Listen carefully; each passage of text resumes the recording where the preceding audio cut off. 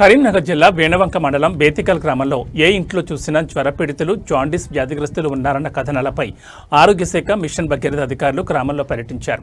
గ్రామంలో వైద్య శిబిరం ఏర్పాటు చేశారు. ఇంటింటి సర్వే నిర్వహించి రోగుల వివరాలు సేకరించారు.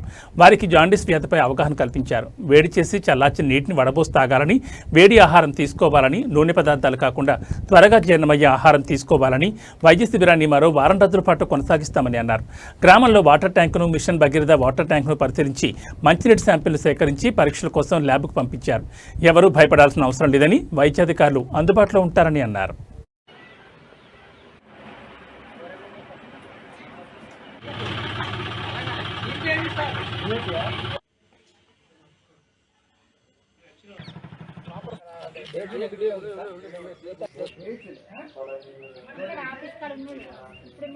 జ్వరాలు, డెంగ్యూ జ్వరాలు దీని వల్ల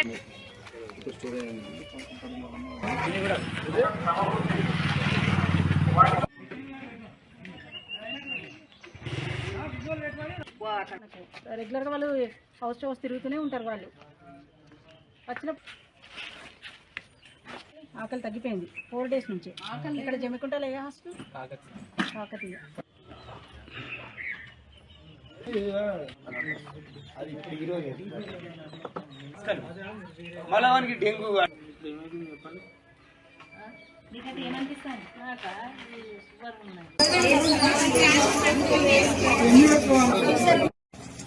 జాండీస్ అనేటువంటి టైటిల్తో తీసుకొని పడడం జరిగింది. సో వెంటనే నిన్న ఇన్ఫార్మ్ చేయగానే మా మెడికల్ ఆఫీసర్ వాళ్ళ టీము మరియు డిప్యూటీ డిఓ ఆధ్వర్యం లోపల నిన్న ఇక్కడ క్యాంప్ కండక్ట్ చేయడం జరిగింది.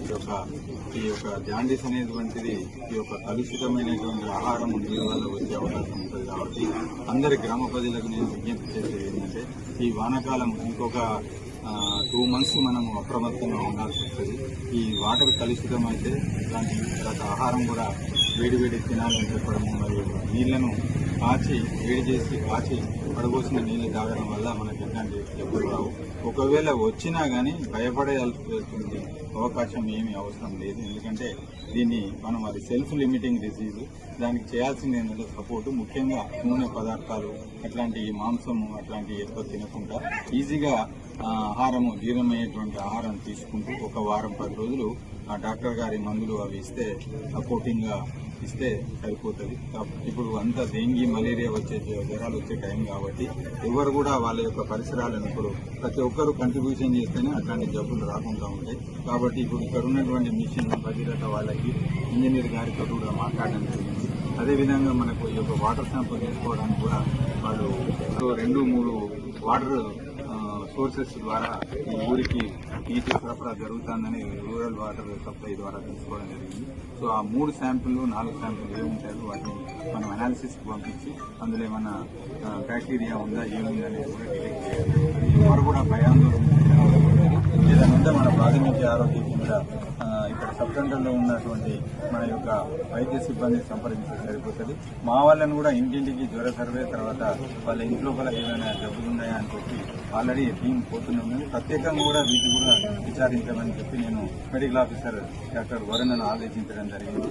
సో టేక్ కేర్, ఎవరు కూడా భయపడినంత అవసరం లేదు.